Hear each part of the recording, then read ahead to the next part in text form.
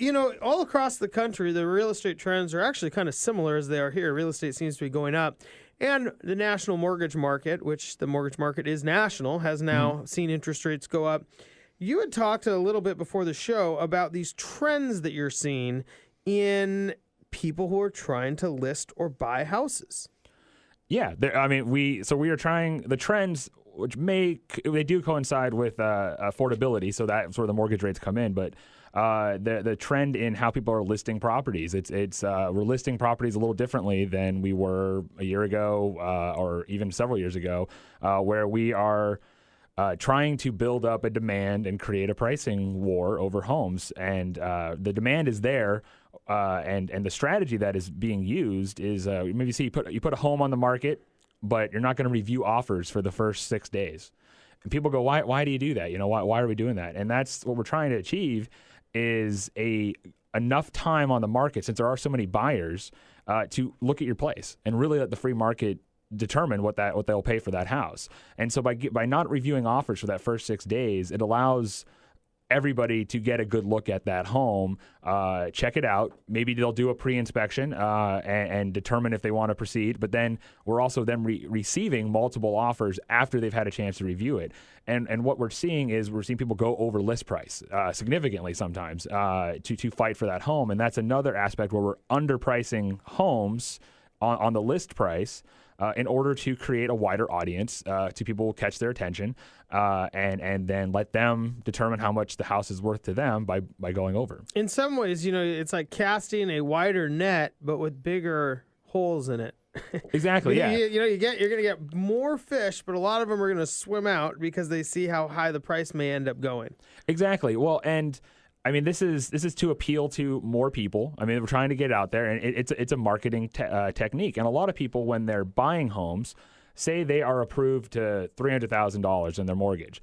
They're not looking at in this market. They're not looking at $300,000 homes or $320,000 homes with hopes of talking them down. So they're going to be looking at a $275,000 home. They're going to be looking at it or even cheaper, knowing that people are going up and over. So that's that strategy where we're trying to actually find the buyer who's going to buy your home in that price range. By giving them a chance to come in and fight for it, you're actually getting more offers and more competition and higher eventual sales prices. And that is ultimately what sellers want. In some ways, it's a little bait and switchy, isn't it?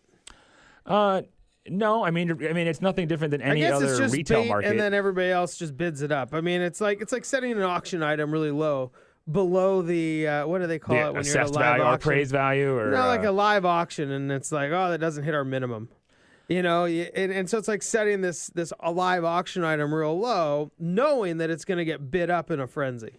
Yeah, and I don't think homeowners, the sellers, I don't think they're putting out the properties. They're not listing them below their minimum.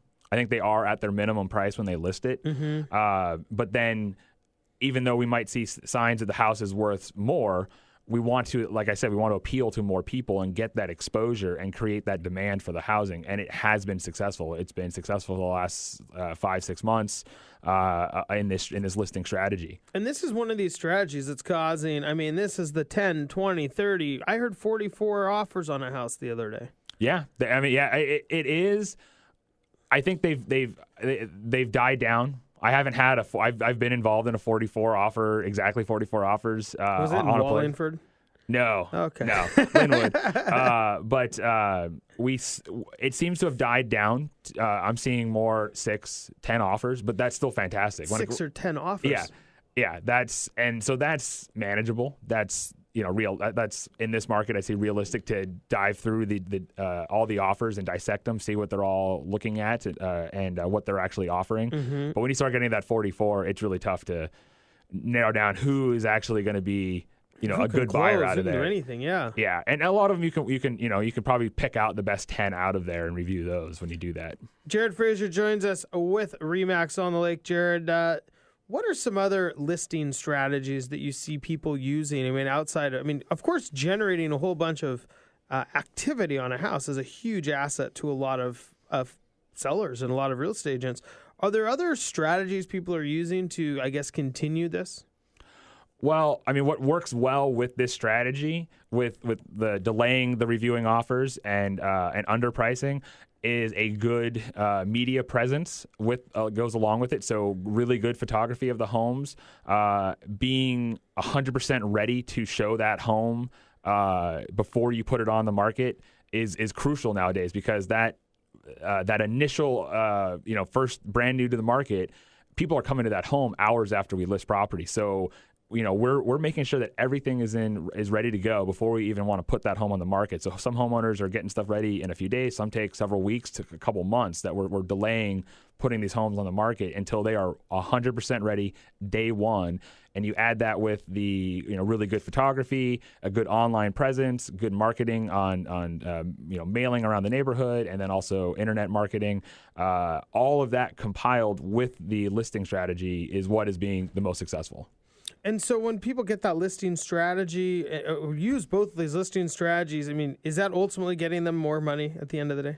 They are, I mean, yeah. is that by successful? Is that what you mean? By success, yeah, they're getting them the highest value for that home. The other challenge, though, that we're facing is if people, what's stopping people from just offering too much?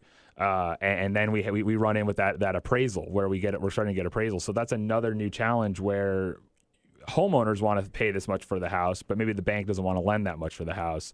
So that's another challenge. That's why you don't see homes that are just going every home sale going up 10, 20,000, because it's not realistic. We still need to keep them in a certain price range because we know what the banks are going to lend on them.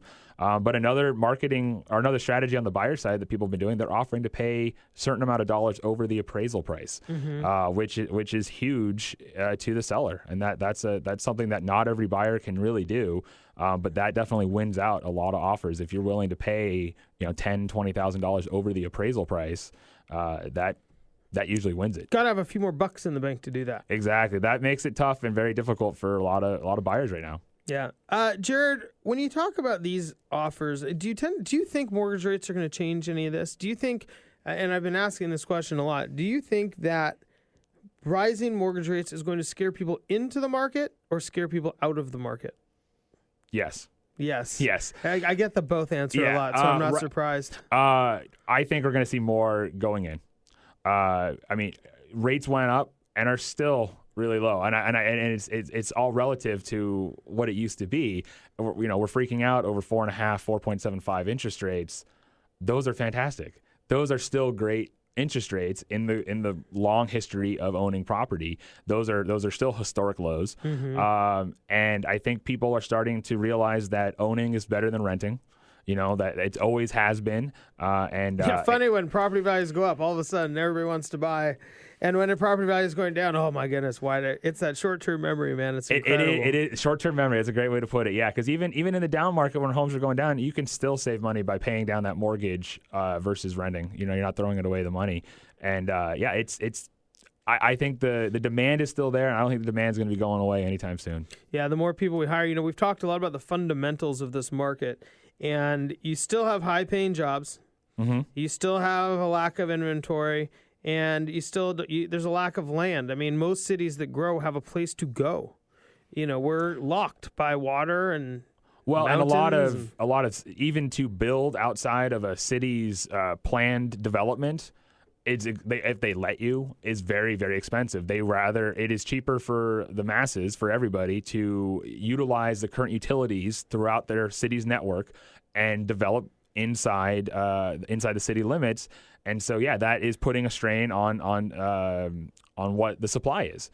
And they would rather fill out as much as they can inside the city limits before they look at expanding. So, yeah, the demand is there. We're not building new homes 50 miles out of the city. The density is incredible right now. I mean, the amount of houses, as you say, that are getting packed in, and I'm sure Paul can talk to this in a few minutes, but I mean, the amount of houses getting packed in, I mean, to one lot turns into 4 houses.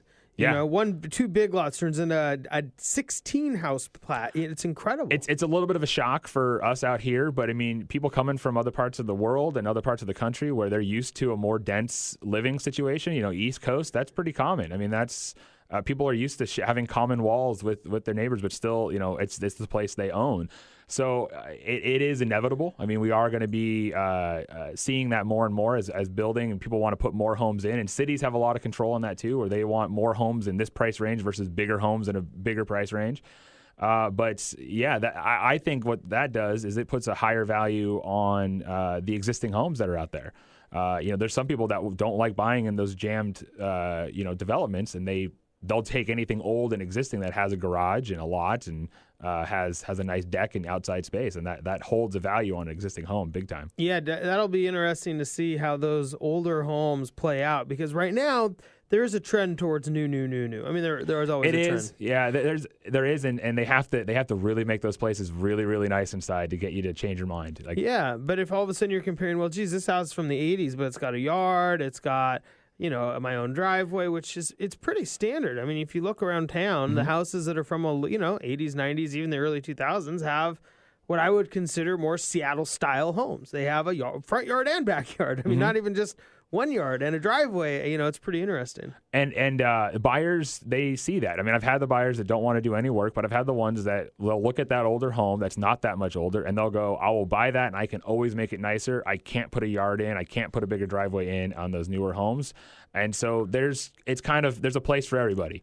And, the new construction, I don't see having as big effect on the other neighborhoods that are established, have the yard, have everything going on for them, regardless of the conditions. I mean, it takes a really, really nice new house to really sway the people that really want that yard and that regular kind of more traditional house. Yeah, traditional Seattle-style home.